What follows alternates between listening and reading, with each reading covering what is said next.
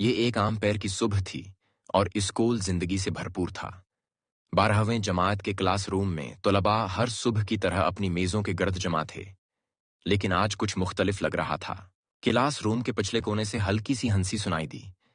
یہ وہی جگہ تھی جہاں میکس اور اس کے دوست ہمیشہ بیٹھتے تھے۔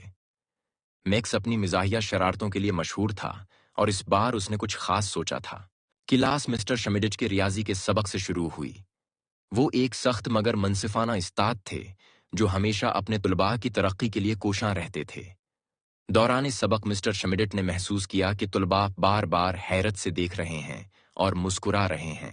یہ ان کی نظر سے نہ بچ سکا اور وہ جاننے کی کوشش کرنے لگے کہ معاملہ کیا ہے۔ میکس اور اس کے دوست ہنسی دبانے کی کوشش کر رہے تھے، جبکہ وہ ایسے ظاہر کر رہے تھے جیسے نوٹس بنا رہے ہوں۔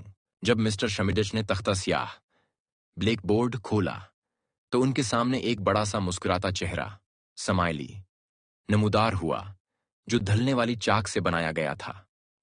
پوری کلاس قہقہوں میں پھٹ پڑی۔ مسٹر شمیڈٹ نے حیرانی سے پہلے اس سمائلی کو دیکھا، پھر طلباء کی طرف نظر ڈالی۔ بہت تخلیقی، انہوں نے آخرکار کہا، مگر وہ سنجیدہ رہنے کی کوشش کر رہے تھے۔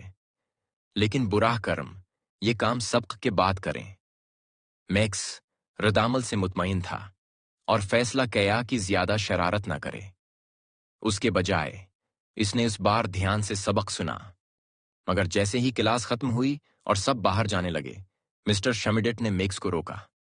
میکس، تم ذہین ہو اور مجھے تمہارا مزاح پسند ہے، انہوں نے کہا، لیکن شاید تم اپنی اس تخلیقی صلاحیت کو اپنی گریڈز بہتر کرنے کے لیے بھی استعمال کر سکتے ہو۔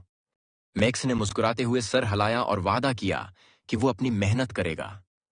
اس واقعے کے بعد میکس کو کلاس میں مزاحیہ روح کے طور پر ایک نیا مقام مل گیا اور اگلے چند ہفتوں میں وہ مزید قہقہوں کا باعث بنتا رہا، مگر ہمیشہ اپنے اساتذہ کے لیے عزت کے جذبے کے ساتھ۔ اسکول ایک سنجیدہ جگہ ہو سکتا ہے، مگر میکس ہمیشہ روزمرہ کی زندگی میں خوشی لانے کا راستہ ڈھونڈ لیتا تھا۔